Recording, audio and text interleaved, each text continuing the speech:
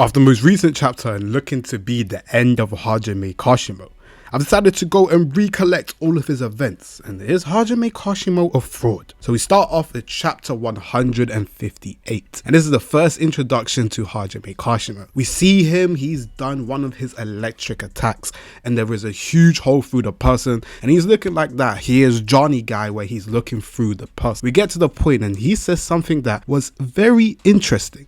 He asked first, where is Sukuna? And two, he complained that this era is full of weaklings, showing that 400 years ago, there was a lot more competition.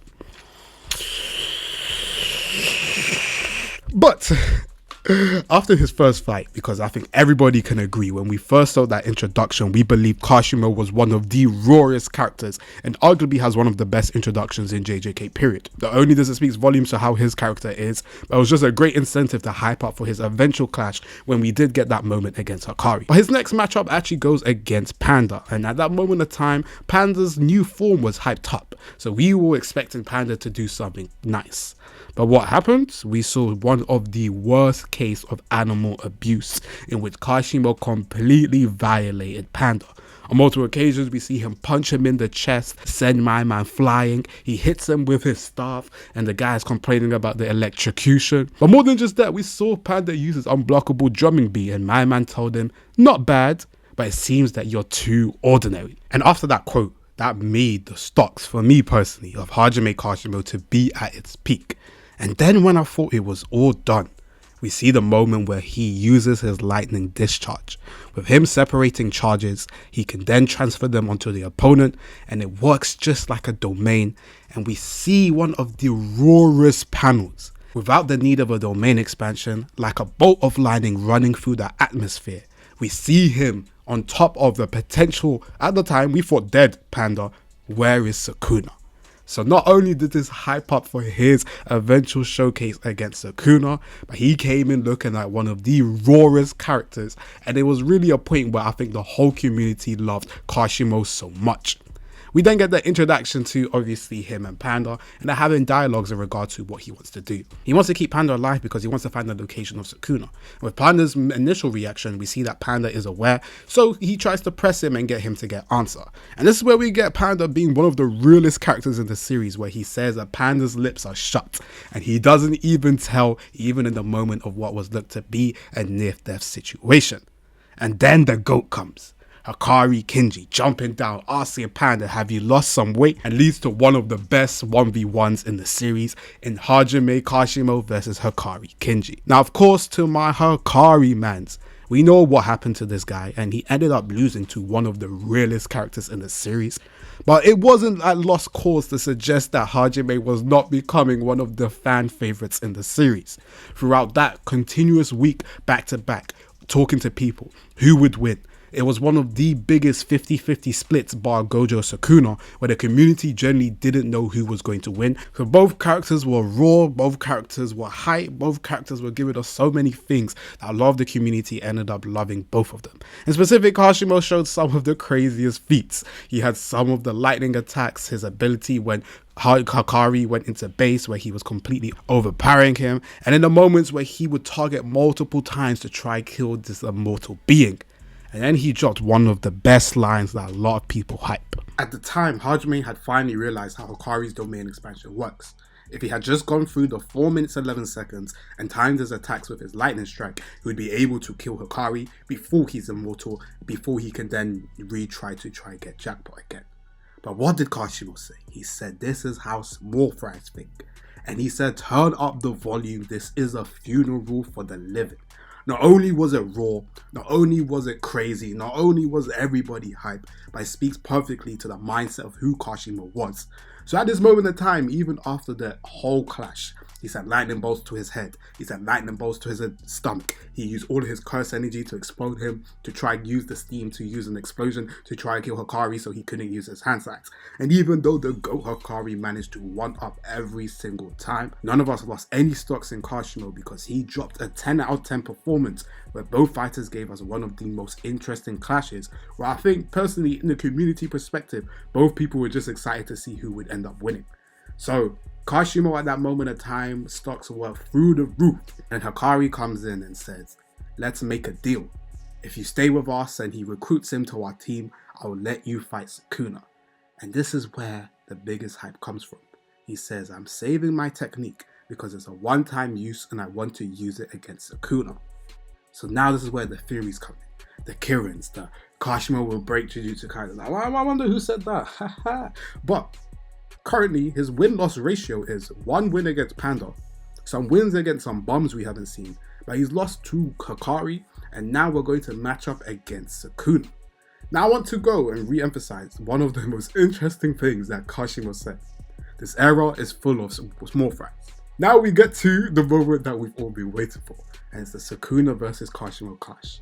Sukuna has just defeated Gojo, and we see this version of Sukuna who's low on HP, has one arm, and is very severely wounded, and we're thinking what is about to happen. So the stocks for Hajime goes to the roof. He starts off the match and he first hits Sukuna, and then he releases the curse technique. He said Phantom Beast Amber or whatever the name is. And we get one of the rawest. I personally love the technique. I know it's not necessarily everybody's favorite, but when I first saw it, I thought the form was raw. He starts throwing electric bolts at him. We get the explanation where it says that he can basically use any phenomenon in regard to electricity. So I started thinking maybe we're going to get gamma rays. Maybe we're going to see some new things in regard to, I don't know, how he uses the technique. Maybe we see like a Kirin attack. The potential of what could come was insane. And he was blitzing and pressuring severely weakened Sukuna. So the severely weakened Sukuna, after getting hit with the same lightning attack that we saw with Hakari, begins the reincarnation process and heals all his damages, and we finally see the high-end era Sukuna. So with some of the hype all built up, we're all expecting next chapter, Kashimo is about to change and break Jujutsu Kaisen, right?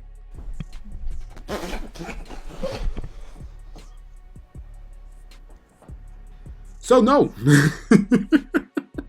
no, that didn't happen. What actually happens is Kashimo decides to get his two paws.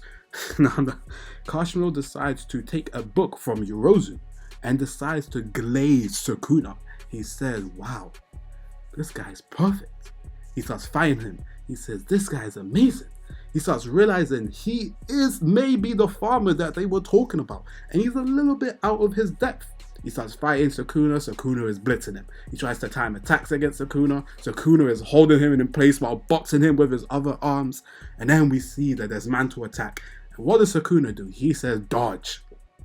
Kashimo dodges, but he loses an arm. And then it leads to the next section where we get that point where Kashimo is finally, he looks like he's going to be able to counterattack. And he sends his attack and then he gets hit with a Waffle House freaking dismantle that's covering the entire thing, and then we see Kashimo in the afterlife. So now, was he a fraud? Well, let's have a look at his resume. He defeated Panda, lost to Hakari, lost to Sukuna, and defeated some other sorcerers who were obviously scrubs, which we don't know. So does that now make Kashimo a fraud? No, it doesn't. It really doesn't. Losing to Hakari isn't a downplay because we know he wasn't using his curse technique, and even still, it was a very extreme diff fight that was back and forth. Losing to Sukuna is never going to be an anti-fee. I know how mans were trying to run Jogo's name through the mud, but none of that would ever downplay what Kashimo did because Sukuna is just the strongest and so far ahead of everybody else. More than just that, with the recontextualization of what it means to be strong. The way Kashimo and his character is, the way that he was the strongest, arguably person in his era, and we have people such as Ryu, who's other competent fighters that we know could also be somebody who is competitive. None of this actually does anything to disregard or make Kashimo look bad that a lot of people are trying to say. Like Sukuna said, if he loses, that means he's dead. There is nothing coming back from that. So in the same manner, when Hakari beat him, he told him to kill him because losing to him is akin to being dying. So I don't think it's anything that is surprising, especially throughout the clash. Not only was his main target Sukuna, but he came in with the intention of learning something rather than fighting the strongest. A good example of this, we see that through the Gojo vs Sukuna clash. He's the one who was hyping up Sukuna the most, talking about, oh, he's a god. Like, you can't tell me this guy doesn't know already what he's getting into, but he's going there to serve a purpose and to understand something that he at that moment couldn't grasp before his death. The theme of having too much, being greedy, trying to relate to people rather than the old manner of the fact that you are strong, you can relate to other people through that. And then more than just that, finding the content in yourself, which is something that Sukuna does and fits perfectly with the fact that he is an enlightened one. I think at the end of the day, what was more important to Kashimo's character was a level of deep understanding towards what it is that his life achieved, and does he feel validated for him searching strength all this time, and Sukuna gave him those answers. He felt satisfied in regard to what he wanted, and he left with his afterlife with a perfect conclusion based on the events of everything that happened. He didn't come there necessarily to prove that he was the strongest. He came there to fight the strongest and to be taught a lesson, which was what he successfully did, and it fit perfectly with his clash. Now, I know we love this fraud argument and fraud labels so much now in the community that it's begun to override the actual character interactions and what is actually going on. So at the moment of time, I don't believe Kashimo is a fraud. Yes, he did beat up on some potential trash-ass people such as Panda, but his goal wasn't necessarily that of being the strongest and coming back alive. He came there with the sole purpose of being taught something, and that was fulfilled. In the same manner, Ryu came back to be satisfied for a meal, and that was fulfilled from Yuta. In the same manner, all these people who keep coming to Sukuna are coming for a level of self-affirmation to validate themselves or to find something about themselves that Sukuna teaches them, and then they're on their way. At first, and I'm not going to lie and say that I wasn't expecting more from him and his curse technique, but based on the context and specifically the story writing with how Sukuna's character and his portrayal as the strongest comparison to others who have been portrayed as strongest in their respective eras, and how it comes and boils down to the fact that they lack something or they're searching for something too much more, which leads them to be greedy, I think is a very good narrative thing that I'm not too mad at him losing, even if I wish we could have seen more of his curse technique. So yes, Kashimo isn't a fraud. I think his conclusion itself was actually very good. And it does volumes to speak to the fact that Gege has managed to cultivate these culling game antagonists with great purposes that get achieved, and then they will be finished with their purpose in the story. I don't think Kashimo has anything else that he needed to do. I don't think this takes away from the performances that he dropped. But he came in against the strongest of all time, who was 100%.